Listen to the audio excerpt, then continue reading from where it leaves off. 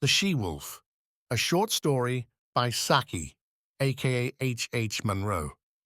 Leonard Bilsiter was one of those people who have failed to find this world attractive or interesting, and who have sought compensation in an unseen world of their own experience or imagination or invention.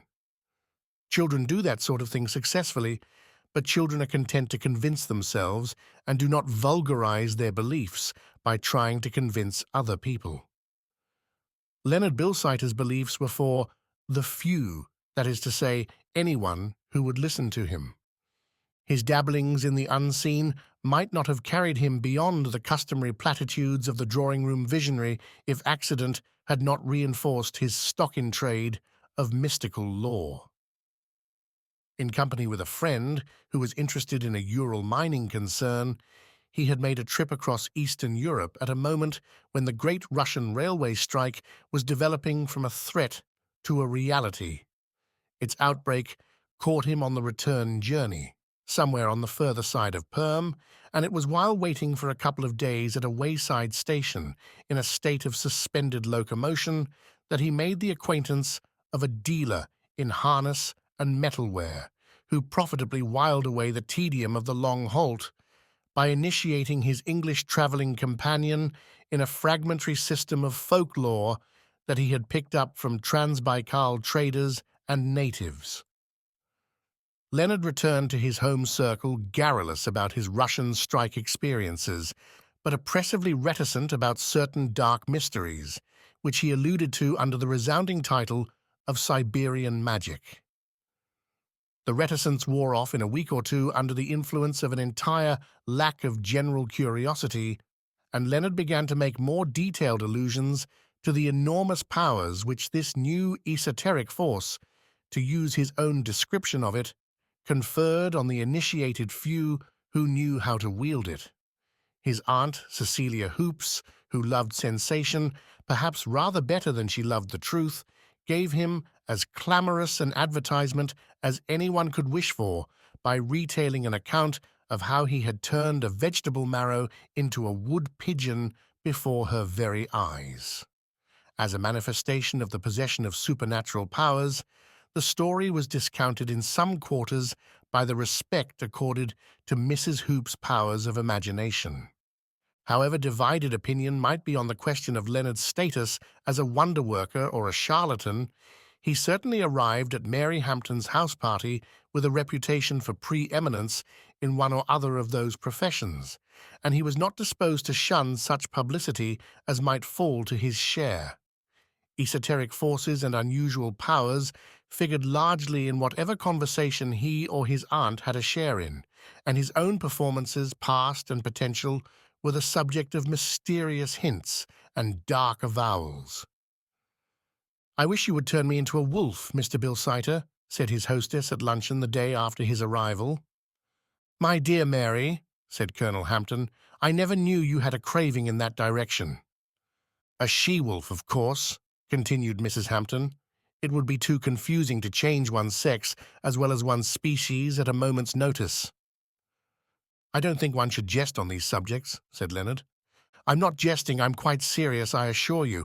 Only don't do it today. We have only 8 available bridge players, and it would break up one of our tables. Tomorrow we shall be a larger party. Tomorrow night, after dinner, in our present imperfect understanding of these hidden forces, I think one should approach them with humbleness rather than mockery," observed Leonard, with such severity that the subject was forthwith dropped. Clovis Sangrail had sat unusually silent during the discussion on the possibilities of Siberian magic. After lunch, he sidetracked Lord Parbham into the comparative seclusion of the billiard room and delivered himself of a searching question. "Have you such a thing as a she-wolf in your collection of wild animals? A she-wolf of moderately good temper?" Lord Parbham considered. "There is Louisa," he said, "a rather fine specimen of the timber wolf. I got her 2 years ago in exchange for some Arctic foxes. Most of my animals get to be fairly tame before they've been with me very long. I think I can say Louisa has an angelic temper, as she-wolves go. Why do you ask?" "I was wondering whether you would lend her to me for tomorrow night," said Clovis, with the careless solicitude of one who borrows a collar stud or a tennis racket. Tomorrow night? Yes. Wolves are nocturnal animals, so the late hours won't hurt her, said Clovis, with the air of one who has taken everything into consideration. One of your men could bring her over from Pabham Park after dusk, and with a little help he ought to be able to smuggle her into the conservatory at the same moment that Mary Hampton makes an unobtrusive exit. Lord Pabham stared at Clovis for a moment in pardonable bewilderment. Then his face broke into a wrinkled network of laughter. "Oh, that's your game, is it? You are going to do a little Siberian magic on your own account. And is Mrs. Hampton willing to be a fellow conspirator? Mary is pledged to see me through with it, if you will guarantee Louisa's temper." "I'll answer for Louisa," said Lord Pabham. By the following day, the house party had swollen to larger proportions, and Bilsiter's instinct for self-advertisement expanded duly under the stimulant of an increased audience. At dinner that evening, he held forth at length on the subject of unseen forces and untested powers, and his flow of impressive eloquence continued unabated, while coffee was being served in the drawing-room preparatory to a general migration to the card-room. His aunt ensured a respectful hearing for his utterances, but her sensation-loving soul hankered after something more dramatic than mere vocal demonstration. "Won't you do something to convince them of your powers, Leonard?" she pleaded. "Change something into another shape. He can, you know, if he only chooses to," she informed the company. "Oh, do," said Mavis Pellington earnestly, and her request was echoed by nearly everyone present. Even those who were not open to conviction were perfectly willing to be entertained by an exhibition of amateur conjuring. Leonard felt that something tangible was expected of him. "Has anyone present," he asked, "got a threepenny bit or some small object of no particular value?" "You're surely not going to make coins disappear or something primitive of that sort?" said Clovis contemptuously. "I think it very unkind of you not to carry out my suggestion of turning me into a wolf," said Mary Hampton, as she crossed over to the conservatory to give her macaws their usual tribute from the dessert dishes. "I have already warned you of the danger of treating these powers in a mocking spirit," said Leonard solemnly. "I don't believe you can do it," laughed Mary provocatively from the conservatory. "I dare you to do it if you can. I defy you to turn me into a wolf." As she said this, she was lost to view behind a clump of azaleas. "Mrs. Hampton," began Leonard with increased solemnity, but he got no further. A breath of chill air seemed to rush across the room, and at the same time the macaws broke forth into ear-splitting screams. "What on earth is the matter with those confounded birds, Mary?" exclaimed Colonel Hampton. At the same moment, an even more piercing scream from Mavis Pellington stampeded the entire company from their seats. In various attitudes of helpless horror or instinctive defense, they confronted the evil-looking grey beast that was peering at them from amid a setting of fern and azalea. Mrs. Hoops was the first to recover from the general chaos of fright and bewilderment. "Leonard!" she screamed shrilly to her nephew. "Turn it back into Mrs. Hampton at once. It may fly at us at any moment. Turn it back." I don't know how to," faltered Leonard, who looked more scared and horrified than anyone. "What?" shouted Colonel Hampton.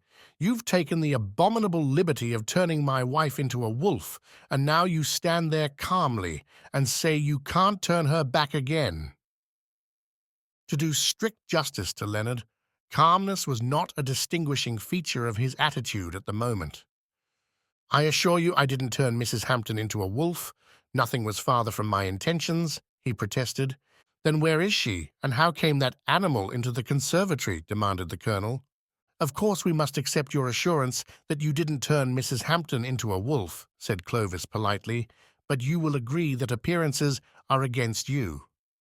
"Are we to have all these recriminations with that beast standing there ready to tear us to pieces?" wailed Mavis indignantly. "Lord Pabham, you know a good deal about wild beasts. suggested Colonel Hampton. The wild beasts that I have been accustomed to, said Lord Pabham, have come with proper credentials from well-known dealers, or have been bred in my own menagerie. I've never before been confronted with an animal that walks unconcernedly out of an azalea bush, leaving a charming and popular hostess unaccounted for. As far as one can judge from outward characteristics, he continued, it has the appearance of a well-grown female of the North American timber wolf, a variety of the common species Canis lupus. Oh, never mind its Latin name, screamed Mavis, as the beast came a step or two further into the room.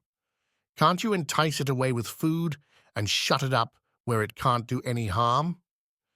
If it is really Mrs. Hampton, who has just had a very good dinner, I don't suppose food will appeal to it very strongly, said Clovis.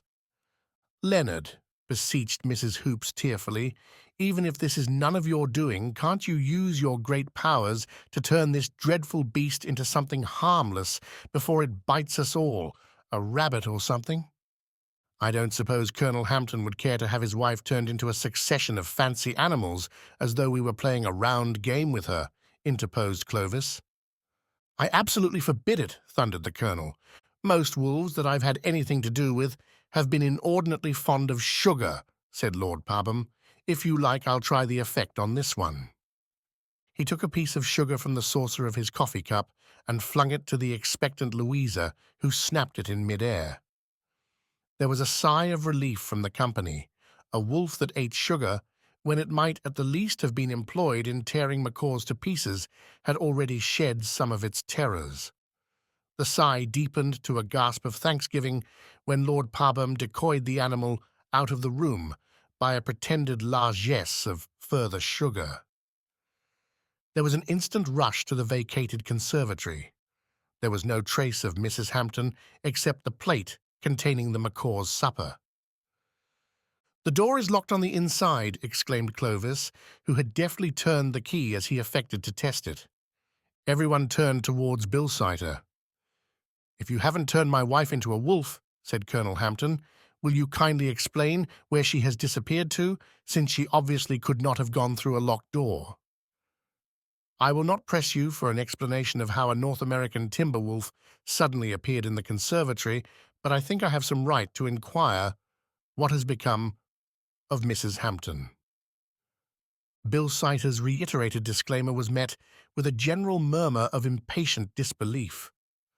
I refuse to stay another hour under this roof, declared Mavis Pellington. If our hostess has really vanished out of human form, said Mrs. Hoops, none of the ladies of the party can very well remain. I absolutely decline to be chaperoned by a wolf. It's a she-wolf, said Clovis soothingly. The correct etiquette to be observed under the unusual circumstances received no further elucidation. The sudden entry of Mary Hampton deprived the discussion of its immediate interest. Someone has mesmerized me, she exclaimed crossly. I found myself in the game larder, of all places, being fed with sugar by Lord Pabham. I hate being mesmerized, and the doctor has forbidden me to touch sugar. The situation was explained to her, as far as it permitted of anything that could be called explanation. Then you really did turn me into a wolf, Mr. Bilsiter? She exclaimed excitedly. But Leonard had burned the boat in which he might now have embarked on a sea of glory. He could only shake his head feebly. It was I who took that liberty, said Clovis. You see, I happen to have lived for a couple of years in northeastern Russia, and I have more than a tourist's acquaintance with the magic craft of that region. One does not care to speak about these strange powers, but once in a way, when one hears a lot of nonsense being talked about them, one is tempted to show what Siberian magic can accomplish in the hands of someone who really understands it. I yielded to that temptation. May I have some brandy? The effort has left me rather faint. If Leonard Bilsiter could at that moment have transformed Clovis into a cockroach and then have stepped on him, he would gladly have performed both operations.